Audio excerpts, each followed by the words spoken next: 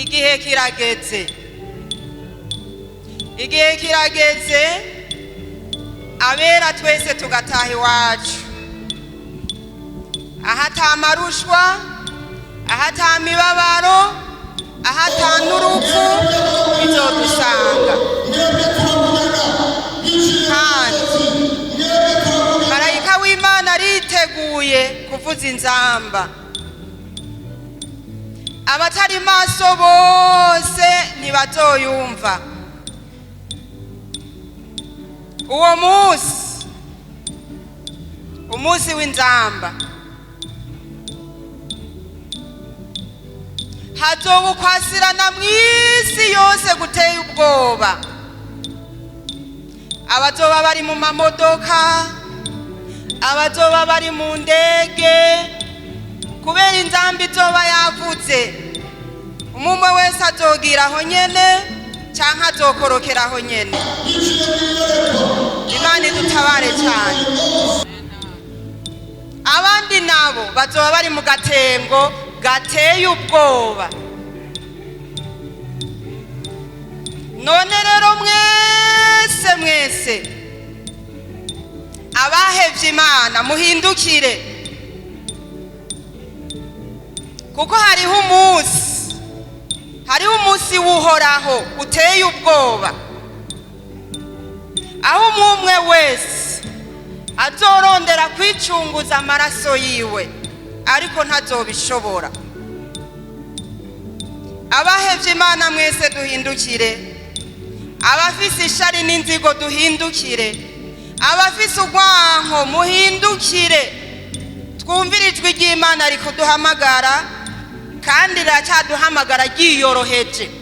Ariko hariho umunsi w'Uhoraho ritazoba ryoroshe. Yesu adutabare.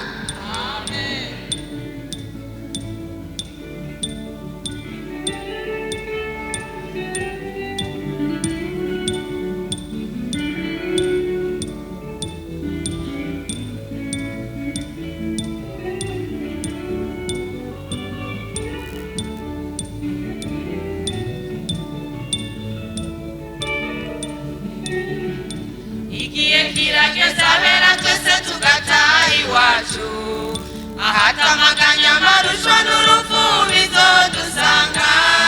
Marayika w'Imana agabirije kuvuza inzamba yemwe, abatari maso biteguye ntibazoyumva. Igihe kirageze abera twese tugataha iwacu, ahatamaganya amarushwa n'urupfu bizodusanga. Marayika w'Imana agabirije kuvuza inzamba yemwe, abatari maso biteguye ntibazoyumva. Yemwe abahevye Imana nimuhindukire, mwumvire ijwi ryayo rikibahamagara ryiyoroheje, kuko hari umunsi Uhoraho ubarindiriye. aho umwe wese Azicunguza amaraso yiwe. yemwe mwese Abahevye Imana nimuhindukire, mwumvire ijwi ryayo rikibahamagara ryiyoroheje, kuko hari umunsi Uhoraho ubarindiriye. aho umwe wese Umwe wese azicunguza amaraso yiwe.